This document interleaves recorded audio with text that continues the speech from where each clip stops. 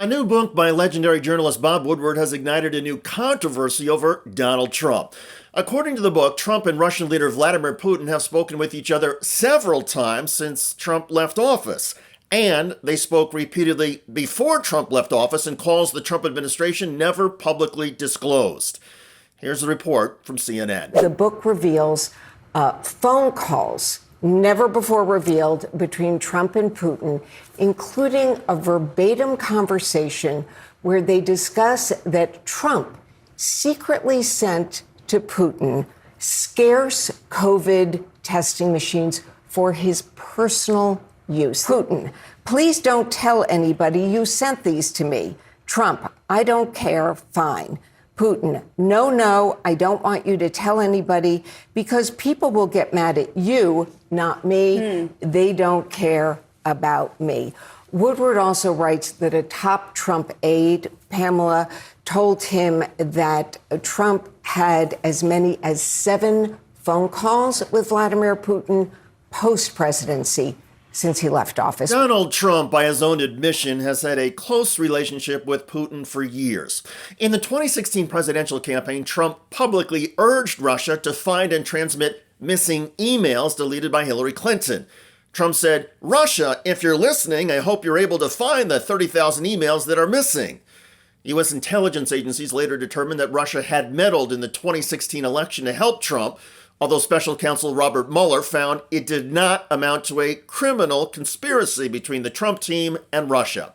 As president, after one private meeting with Putin, Trump took the interpreter's notes and refused to turn them over to the U.S. State Department to be archived. In recent years, Donald Trump has criticized U.S. support for Ukraine as it fights off Russia's invasion. Trump has said that Ukraine should have made concessions to Putin before Russia invaded in 2022. Donald Trump says the assertions in Woodward's book are not true, although the Kremlin confirms Trump really did send COVID testing devices to Putin at the height of the COVID crisis. In Michigan, Donald Trump running mate J.D. Vance was asked about the new book and responded by denigrating the author. What little I know about Bob Woodward is that he is, I'm going to use a word here, he is a hack. The guy's a hack. So have I talked to Donald Trump about his calls with Vladimir Putin? No. I've never had that conversation with Donald Trump in my life. But if Donald Trump, even if it's true, look, is there something wrong with speaking to world leaders? No? Is there anything wrong with engaging in diplomacy? Actually, private citizens, including a former president who is out of office, are forbidden under the federal Logan Act from engaging in foreign policy that undercuts the U.S. government. So if Donald Trump said anything to Putin that went against the Biden administration policy towards Russia, Trump broke the law.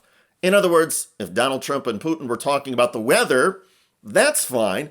But if they spoke or discussed anything that would undermine the Biden administration, Donald Trump committed a crime.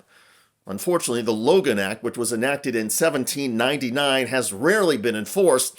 There have only been 2 prosecutions under it, both in the 1800s, and neither resulted in a conviction.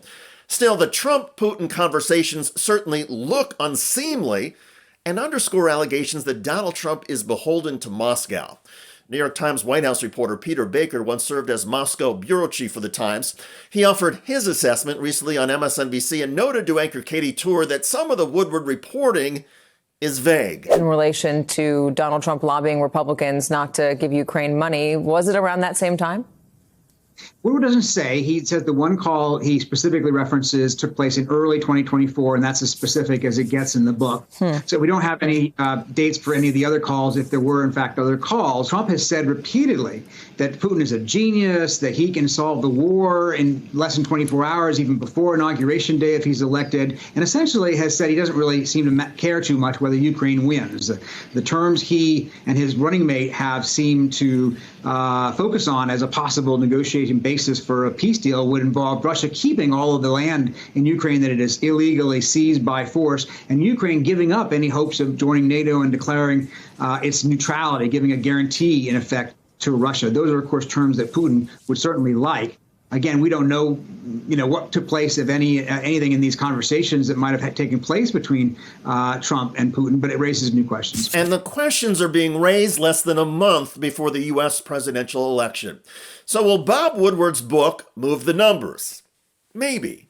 Perhaps some voters who are on the fence will see this as yet another indication that Donald Trump is reckless and has a weird allegiance to Russia. But there may also be some voters who agree that having a close relationship with any foreign leader or U.S. adversary could be a good thing and possibly helpful to the United States. Still, it all adds up to yet another flashpoint over Donald Trump.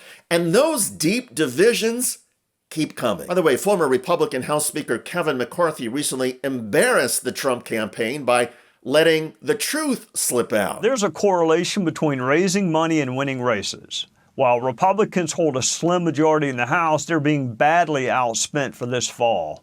Control of the chamber literally comes down to a small group of districts, many of them in blue states. I think it's easier for Republicans to pick up seats this cycle than it has been for the last two. Unfortunately, what has changed is Democrats have tremendous amounts more money than the Republicans do.